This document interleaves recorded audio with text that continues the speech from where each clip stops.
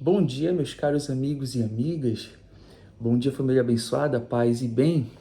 Dia 9 de fevereiro, segunda-feira, uma semana, desejo uma semana abençoada para todos nós, que Deus possa reservar graças para todos. Amém? O Evangelho está em São Marcos, capítulo 6, versículos do 53 ao 56, e vamos juntos chamar o Espírito Santo, o Paráclito, nosso defensor, aquele que tira os pensamentos vãs, desordenados e estranhos da nossa vida. Vinde, Espírito Santo, enchei os corações dos vossos fiéis e acendei neles o fogo do vosso amor. Enviai, Senhor, o teu Santo Espírito, e tudo será criado, e renovareis a face da terra. Oremos. Ó Deus, que instruíste os corações dos vossos fiéis com a luz do Espírito Santo, fazer que apreciemos retamente todas as coisas, segundo o mesmo Espírito, e gozemos sempre de sua consolação, por Cristo Senhor nosso. Amém. Proclamação do Evangelho do nosso Senhor Jesus Cristo, segundo Marcos. Glória a vós, Senhor.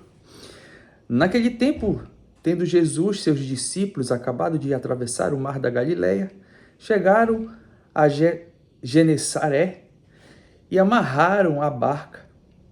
Logo que desceram da barca, as pessoas imediatamente reconheceram Jesus.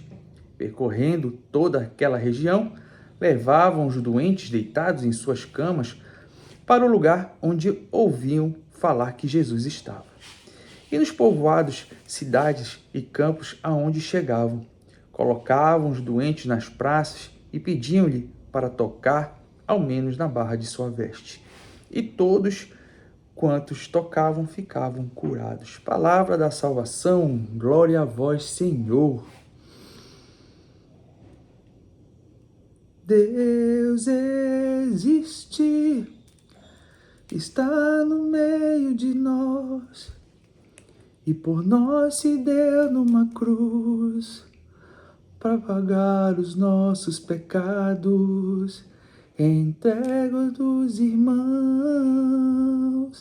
Deus existe, e eu posso tocar, a Ele entregar o meu coração, pois é nele que se encontra a salvação.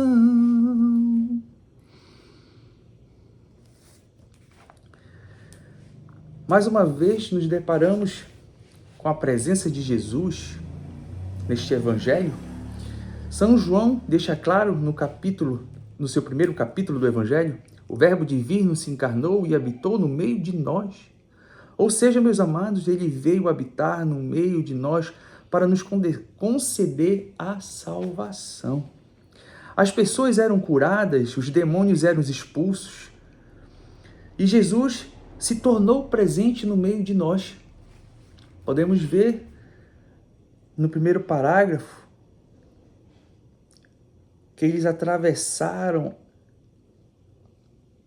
e chegaram a Genesaré e amarraram a barca, né? Logo desceram, as pessoas imediatamente reconheceram Jesus, percorreram toda aquela região, eles levavam os doentes deitados nas suas camas.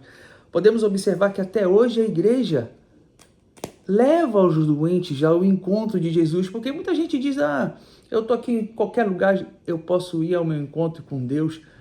Aqui a própria palavra está dizendo hoje que a igreja até hoje ainda leva os doentes. Nós precisamos ir ao encontro do Senhor para poder tocá-lo. Isso é um sinal de que nós temos intimidade com Ele.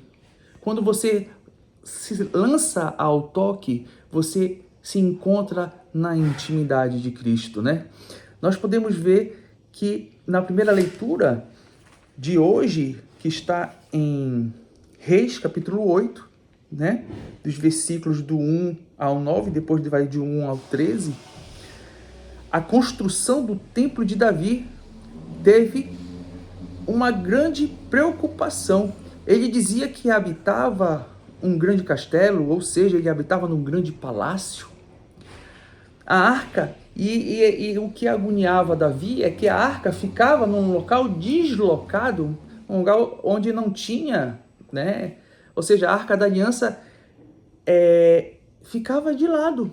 Então, Davi teve, né, a ideia de construir um templo, aonde os sacrifícios poderiam ser oferecidos ao Senhor de forma digna, ou seja, só que Deus falou por meio de Natã que Davi não iria construir aquele templo porque ele havia matado muita gente. Mas Deus também revelou para ele que seu filho Salomão seria o escolhido. Ou seja, Salomão construiria o templo da Arca da Aliança, que tinha as 2 tábuas de pedra que no Monte Horebe Moisés deixou na arca. A descrição aqui, que seria a Arca da Aliança, dentro, como eu falei agora, havia 2 tábuas de pedra, né? Que simbolizava a presença de Deus, né? Também na Arca da Aliança tinha os querubins, que simbolizavam a adoração ao Deus. Engraçado que muita gente questiona a questão de adoração, né? Mas no Antigo Testamento se adorava aos querubins, né? E como diz, né? Moisés deixou as 2 tábuas no Monte Horebe, né? Jesus disse que se tornaria presente no meio de nós.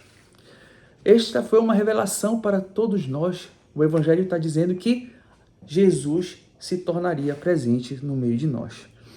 Mas o que mais intriga aqui é que aquele povo simples conseguia entender os milagres de Jesus.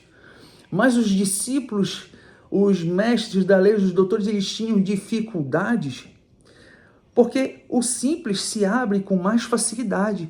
E Jesus nos mostra que ele não age somente em lugares sagrados, né? No Antigo Testamento, a gente pode perceber que Jesus só se manifestava nos lugares sagrados. E a partir desse momento, esse evangelho vem nos falar que no Antigo Testamento se acreditava que Jesus agia somente no templo.